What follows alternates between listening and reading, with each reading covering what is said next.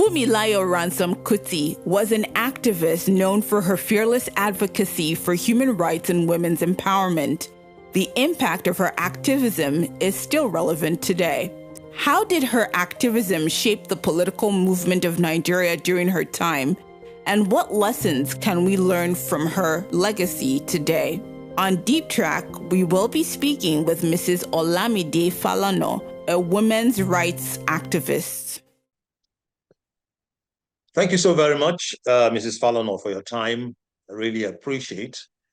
In the face of oppositions, Fuumilayo Ransome Kuti was committed to advancing women's rights. She was committed to advancing women's education and social justice. Now, would you say these approaches and strategies are still relevant in today's world? We've had so many people who are, I'll call them revisionists, people who try to rewrite stories to suit their own context, who try to water down whatever they feel is against their own, whatever they are culturally or religious, they have religious or cultural bias against.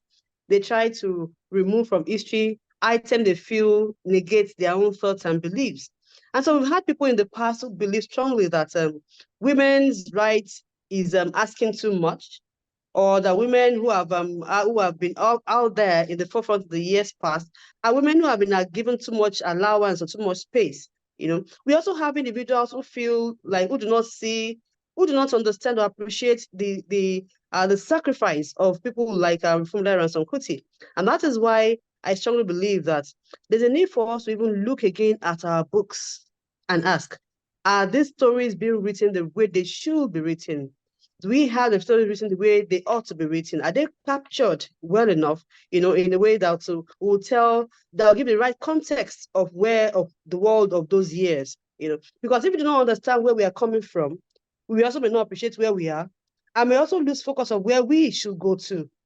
We had the military dictatorship years back in our country, and very ardent, so to speak, authorities or people in power. Now, with hindsight, maybe would you say we are still today savoring some of those proceeds, some of those outcomes of Fuumilayo's criticism of oppressive regimes and military dictatorships in our time? So the dictators then in our own time were men from our society who wore uniforms because they were given access to it, right? But who still had a mindset of the society that they came from. So no matter the uniform that they wore then, they still had the mindset of their own local communities. They still had the stereotypes in their mind. They still had the bias, at the back of their mind. They still had, the belief, that we're gender blind, They still had poor understanding of the impacts of equality, and still saw women as second fiddle in so many ways. So I want to believe that yes, our own criticism really, really helped. At least it gave a lot of women voice, made the women more open, to speak out and make demands, made women realize that there is no harm in speaking out. That if you speak, you die, like the old saying. If you don't, you will definitely die. So why not just speak and earn yourself your rights at a time like this? So I really want to believe that she did what she needed to do, in her own time. There have been advocacies for women to take their rightful place in the scheme of things, especially in politics. But we've had stories which are not too good to the ears. I mean, if you like, the betters of this world. I'm sure you know what I'm talking about. Would you say, with all these things, are looking up in that direction? Trying to get women in the rightful place to follow this direction, so to speak, that Fuumilayo Ransome Kuti had advocated for us generally. Despite the challenges, despite the adversaries, despite the issues, we must determinedly continue to push, for equality, continue to push for emancipation, because it pays us when women are empowered. It pays the society when women also have a place of pride. It plays in the entire world when we have equality. And why does it pay us? Let me just say this briefly.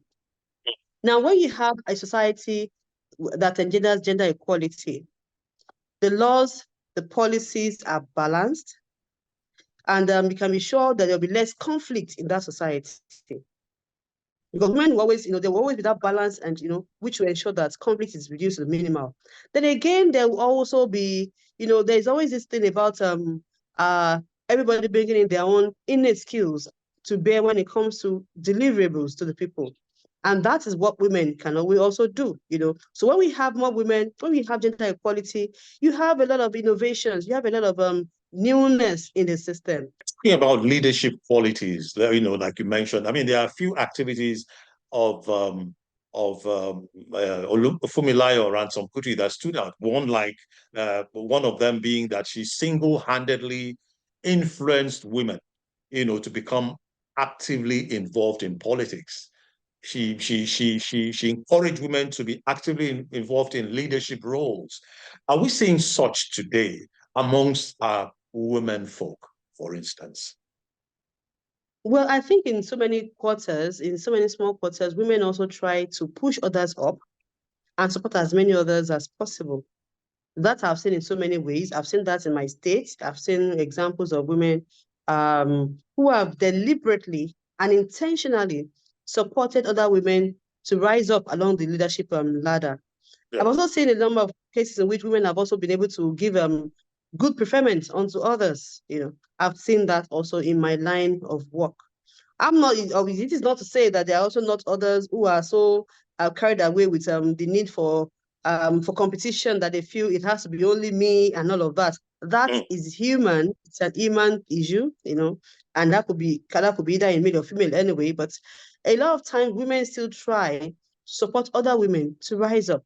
And of course, we can only all rise together when we work together. We can only, the space up there is so wide, so large. The more we have, the better for all of us. Yeah, and the fewer we are, the more difficult it is for you to stay afloat. I always give this analogy of when you have a flicker of light that is up there, it is so easy for the wind to blow it away. But when you have team of lights, of candles, of fire from different spots all coming together, the warmth itself is enough to keep as many of them burning as possible. Even by the time the wind blows, it blows one off, and then by the time it's coming in the other direction, the one that is still on, blows the other way and lights up the other ones. So the more we have, when we have our lights all lit up together, it is the easier for us to stay there and stay on top.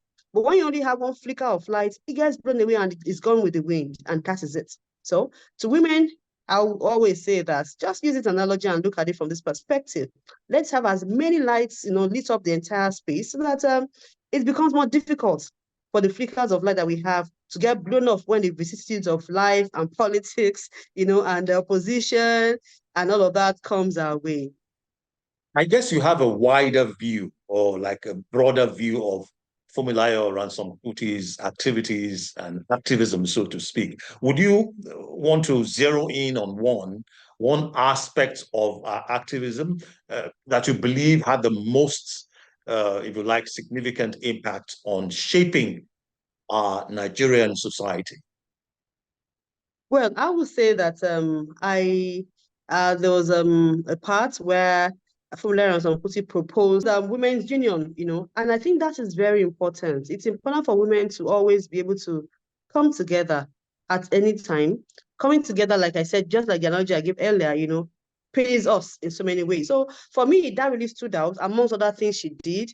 Driving a car is good, yeah, but being able to gather women together, to unionize, to come together, to work together is very, very important. So for me, that really, really stood out, and it's one of the points I comment in when going through history. Then again, we've had times where part of our issue was when she was the only woman who was part of the Nigerian Council, I think Nigerian Council and Cameroon, NCNC, where she was about the only woman in the park speaking to issues of women about the Constitution, and that shows that she not only brought her education to bear, she also was out there to ensure that the right system is in place for those who are even yet unborn. So those are some of the things that really stood out for me in what she did, in her contributions to women emancipation. Because when you have the right constitution in place, you can be sure that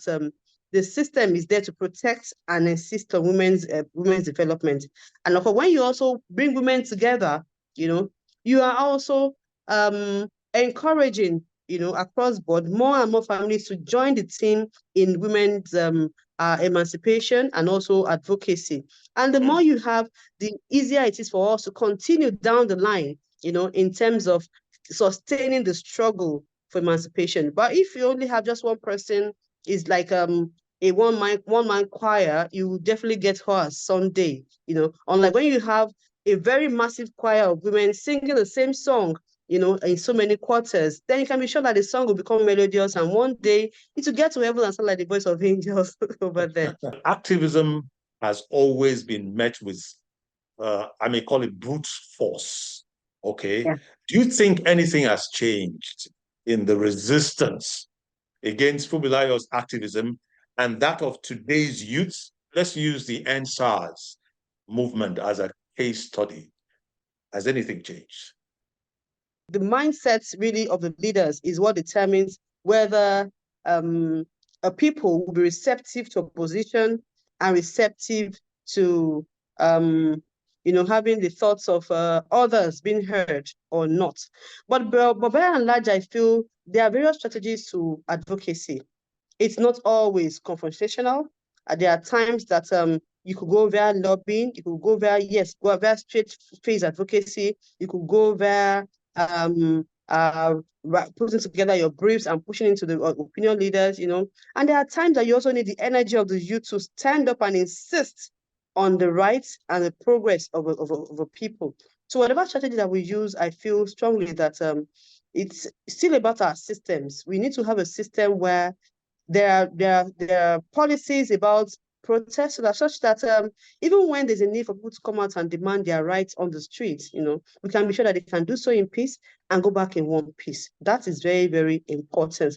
But looking at the individuals in charge, I would say that we still have a lot to do as a people when it comes to our receptiveness to opposition, even in places that are not even places of authority, of power. You find people finding it hard to accept criticism. You find people finding it hard to accept change. And change is the only constant thing, because you cannot, it's only a madman that will do the same thing over and over and over again and accept a different result. It's never going to happen. So we must all learn to accept change and see change as something that is positive, rather than seeing it from a negative perspective only. What reward, if I should use those words, could be commensurate with the doggedness of a lady who stuck to her roots, reached out to other world leaders? I believe that the fact that women have also sustained the demand and continuous push for women's leadership is also one of the things I feel would also give her joy if she were to look back to Nigeria and say, oh, what is happening over there? And she sees women who are here, who are there, who are leaders in their own right. Although I know that she will also feel sad if she looks back and realizes that up to this moment, we still have lots of firsts to conquer after so many years. But it's, I believe it's not a sprint, it's a marathon. We will get there. And I know that nature will also bless us with many more Fuumilayo Ransome Kutis who will still continue to blaze the trail and light the torch so that the world will see the better way to do things. Fuumilayo was dogged, no doubt about it. I mean, there's no overstating the fact that she was dogged about having better representation of women in local bodies. That's the grassroots, essentially. She was dogged in ending unfair taxes on market women. Again, those are the bottom rungs of the community. Okay, her exit, untimely and tragic, will always leave a bitter taste in the mouth of many Nigerians and thinking people around the globe. Makes one wonder if it's a case of the person whose head is used to break a coconut will not be alive to eat it. Okay, so you think she's been treated fairly, austerity-wise, by the government? Our society as a nation is not one that dwells so much on history.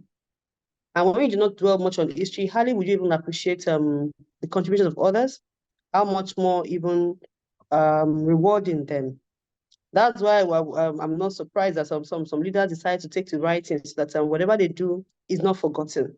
But we do not have a society that believes in history, that believes in writing and taking notes. And we forget the fact that if people were not writing, today we wouldn't have the Holy Bible, in that we wouldn't have the Holy Quran. But we don't have books that really chronicles and from time to time looks at things that have happened in the land with our history that have shaped or molded our current status and the way we think. So I would say that she really deserves more than mention in some old history books. Yes, she does. She deserves more than a mention as when it comes to use of when it comes to use of feminism and all of that. She deserves much more than that. And I really hope that like they say in the Bible, that a king that knows, the king that will know and appreciate this will come one day and give the honor that is due. But of course, I know that in her own time, she also won awards. She was honored in the number of ways in her lifetime. But the honors is a little much more when the government recognizes that, when the people recognize that, yes, these are leaders whose name must not be forgotten, but who can be immortalized one way or another so that their legacies is sustained and people can appreciate their struggle and also continue from wherever it is that they stop. So I believe that she could be better compensated and appreciated than what we have that has been done so far in Nigeria today. The terrain of activism is not strange to you. I mean, as an activist, you've been there, done that. From your wealth of experience doing this all these years, how can individual citizens, you think, contribute to social change in Nigeria, following in Fuumilayo's footsteps? Not everyone is blessed with that boldness and assertiveness to come up and speak at the right time or when there is need for it. That is why that voice is most important. So when you have the voice, I want to encourage everyone to use it, because whatever you have as a gift and you fail to use, you end up losing. If you have the power of advocacy, fail to use it as for the right people and for the right cause, you will end up losing it. If you have the voice given to you by God, you have the boldness, you have the capacity, and you choose to keep it at the side, you will eventually lose it. Now, given the opportunity at the helm of affairs of this country, representing the women folk, I mean, most of your counterparts have been clamoring for the women to begin to aim at key leadership positions of the country. How radical an approach should we expect from you? Gender equality is not about saying it's all about women. No. Feminism is not about saying let's do away with the men. No. Feminism is about saying that, okay, let us give to the woman whatever access, whatever rights, so that she can take her place and in the society. It's about saying that whatever is good for the goose is equally good for the gander. And feminism and activism and equality is about, actually speaks to the need for us to have a balance in the world. I must thank you again for your time with us, madam. It's been Deep Track, and our guest today, Mrs Olamide Falana, a women's rights activist. Thank you for staying with us.